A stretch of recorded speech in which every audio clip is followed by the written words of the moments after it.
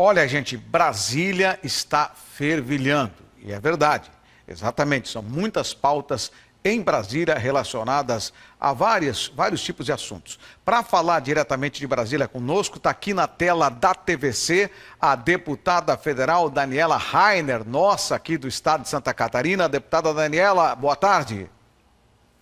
Boa tarde, Saul. Boa tarde a todos os nossos ouvintes. É uma alegria muito grande estar de novo aqui com vocês hoje para falar desses temas tão importantes que a gente tem trabalhado em Brasília, sempre batalhando, né, para que a gente tenha um país melhor, para que a gente consiga sair dessa situação calamitosa que a gente está vivendo nesse momento, né, em termos de governo federal, especialmente na questão das estatais, que é o tema que a gente vai debater hoje, né? Pois então, a senhora propõe a abertura de uma CPI para investigar as estatais. Tem que ter um determinado número de assinaturas para a abertura dessa CPI. A senhora já chegou no número? Quantas assinaturas já tem e quantas faltam? Exatamente. Nós precisamos de 171 assinaturas nominais, né? Não são assinaturas de liderança, não pode ser em conjunto, né? São individuais, são 171 parlamentares que precisam assinar essa CPI. A gente tem em torno de um terço já, considerando que foi a primeira semana de trabalhos em Brasília, né? E tem sido muito bem aceita. Essa semana a gente já num ritmo mais atuante na Câmara, a gente tem certeza que vai conseguir recolher, pelo menos dobrar o número que a gente tem até agora e em 2 semanas conseguir encerrar esse processo de assinaturas para a gente poder dar andamento, né, a essa CPI. Certo. Deputada, quais os motivos que levaram a senhora a propor a abertura dessa CPI para investigar as estatais? O conjunto da obra, né? A gente está num cenário fiscal extremamente preocupante, e as estatais revelaram um déficit bilionário nesse ano de 2024, expondo falhas extremamente graves na administração financeira, né, dessas estatais ou uma ineficiência de gestão, enfim, os recursos públicos não estão sendo cuidados da forma como nós gostaríamos, né? Nós temos aqui exemplos, por exemplo, a Caixa da Previdência dos Funcionários do Banco do Brasil, o Previ, está com um rombo de 14 bilhões. A Empresa Geral de Projetos Navais está com um rombo de 2,5 bilhões de reais. Os Correios com um rombo de 2,2 bilhões. E o Serviço Federal de Processamento de Dados, 490 milhões. Só 4 exemplos aqui para a gente citar. E o que nos preocupa, né? Por que a gente quer essa CPI? Por que eu fiz essa proposição e estou colhendo as assinaturas? Porque a gente precisa apurar o que está acontecendo, porque isso tudo impacta em todos os setores do nosso país, inclusive na vida da dona de casa, que está tendo dificuldade de fazer supermercado com essa carestia que a gente está vivendo no presente momento, né? Nós estamos com um governo federal extremamente inchado, teve aumento de ministérios, a gente sabe que existe uma politização dos cargos, né? Muitos cargos têm uma interferência política gigante, e isso acaba, né, tendo uma ingerência dentro do governo e pode estar influenciando nesses prejuízos também.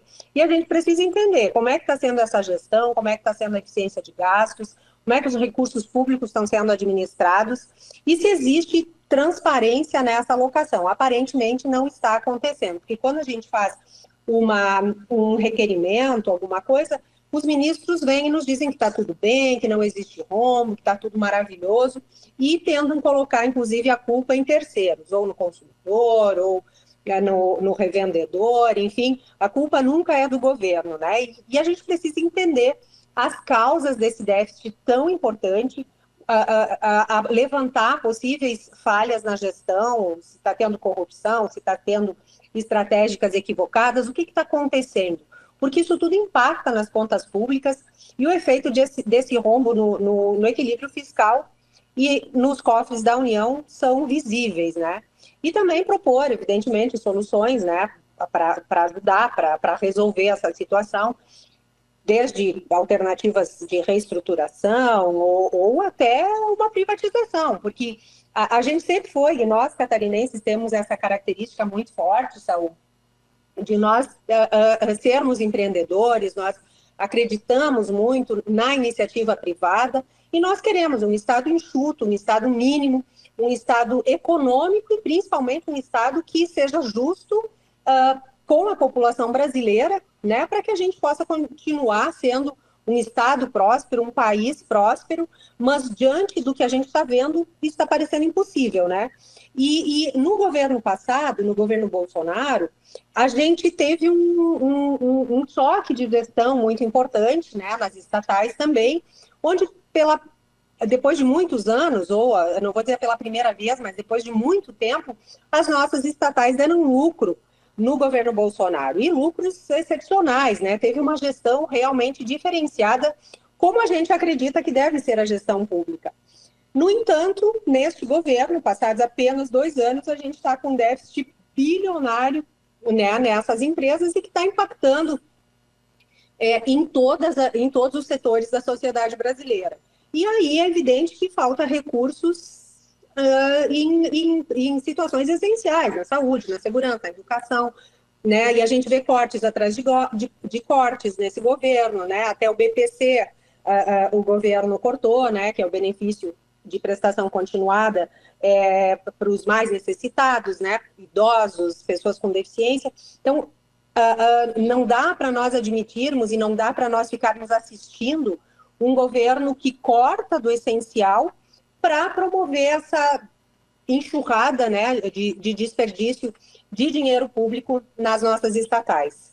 Muito bem. Agora, deputada, a senhora tem quanto tempo para coletar as assinaturas necessárias para que seja aprovada a abertura desta CPI? A questão de tempo é mais de celeridade nossa para que a gente consiga chegar na frente, né? E acredito que até o final de março a gente até tem que checar direitinho o prazo, Saul, me perdoe pelo lapso, mas eu acredito que até o final de março a gente já começa a estabelecer as comissões, as CPIs que vão rodar esse ano, né? Então, quanto mais rápido a gente conseguir fazer isso, mais eficiência a gente vai ter em conseguir colocar essa CPI entre as 5 que vão rodar esse ano. Olha, encerrado o assunto aí da CPI, a gente vai seguir acompanhando, mas eu preciso, para fazer o fechamento, perguntar outra coisa à senhora. Nós temos 2 propostas aí em Brasília, especificamente na Câmara dos Deputados Federais. A primeira, para aumentar o número de deputados federais, e a segunda, que é do deputado federal Pizente, aqui de Santa Catarina também, que seria só fazer uma redistribuição com o mesmo número de deputados. Qual que é o seu parecer, o que pensam os deputados do PL com relação a essas 2 situações? Bem, eu não posso responder por todos os deputados, porque eu não sei se esse assunto é unânime, né? Mas, ao meu ver, ao meu entender, é que nós temos que fazer a redistribuição das vagas de acordo com a população. Né? Não, eu acho que não precisa aumentar o número, seria um desperdício de dinheiro público. O que está acontecendo é que deveria ser o número de acordo com o número de habitantes de cada estado. E isso não está acontecendo, até pela mudança, né, pela migração. Santa Catarina é um estado que recebe muitas pessoas e muitos estados foram esvaziados, né, muitas pessoas saíram de seus estados até para vir para Santa Catarina e outros estados, enfim. Então a população diminuiu, obviamente que a representatividade diminui também. E aumentando a população, a representatividade precisa aumentar. Então, eu defendo, sim, que seja feita essa redistribuição de acordo com o número de habitantes e que Santa Catarina tem, assim, são 4 vagas a mais, se eu não me engano, né? Que a gente deve receber e em função do aumento populacional que tem o nosso estado, em função do aumento de eleitores também, e os estados que têm menos população, que perderam população, obviamente, precisa de uma representatividade menor. Essa é a representatividade, né? Tem que haver o respeito a essa proporção. Então, eu concordo, sim, com essa propositura do deputado Pezente, que faz essa redistribuição de acordo com o número de habitantes. Tá certo, deputada federal Daniela Rainer, muito obrigado por ter nos atendido. Não sei se a senhora já almoçou.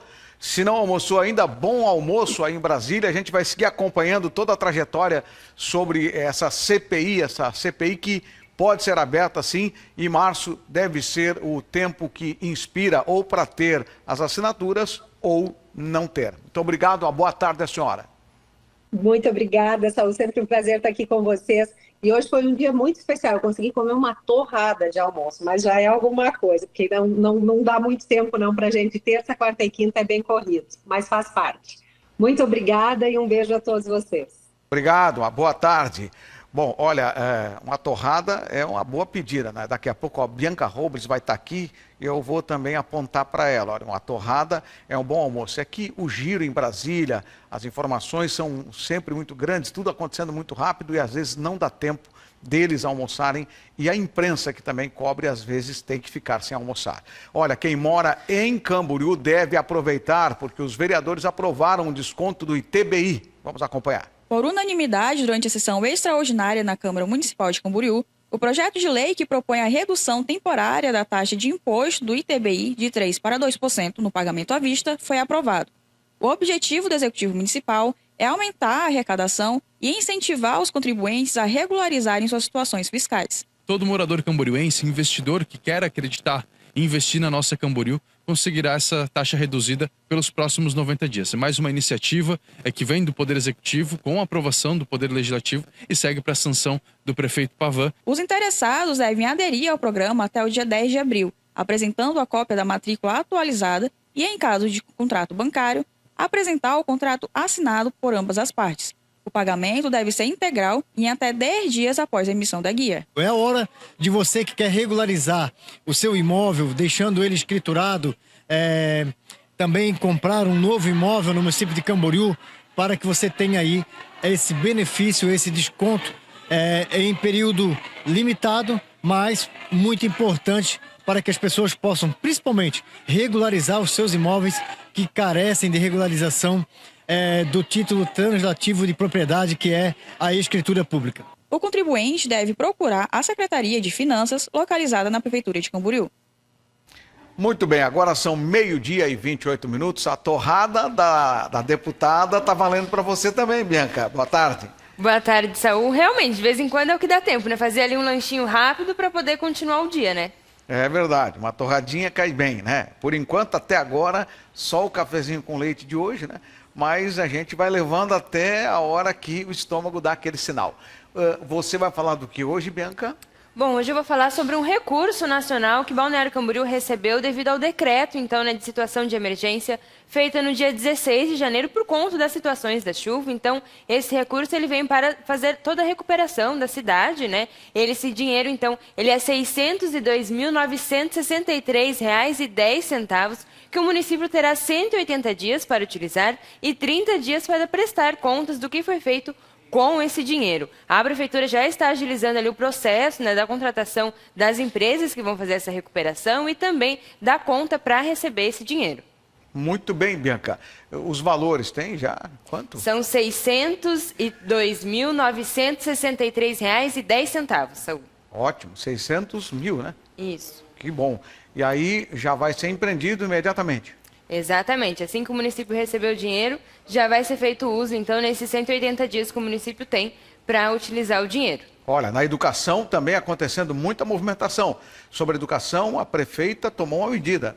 Exatamente, né? Ontem nós falamos aqui sobre a limpeza que aconteceu no final de semana em algumas unidades, mas ontem, então, segunda-feira, a prefeita fez um decreto da criação, então, de um grupo para, né, fazer a recuperação emergenciais nas unidades escolares aqui do município. Esse grupo vai ter que apresentar, nos 100 dias de governo, um relatório de todas as unidades, né, de como que está sendo feita essa recuperação nas unidades. E esse grupo, então, vai ter diversos representantes de diversas secretarias aqui do município que vão ter que passar por todas as unidades escolares municipais. Tá certo, Bianca Robles, muito obrigado pela sua presença aqui nos estúdios da TVC Panorama para trazer todas essas informações, e a tua torrada tá na primeira prateleira lá, tá? Pode deixar, vou passar lá já, comer uma torrada para continuar o dia, não é mesmo? Tá certo, obrigado. Olha, atenção, hein? A Prefeitura de Camboriú alerta com relação a golpes e também a previsão do tempo depois do intervalo.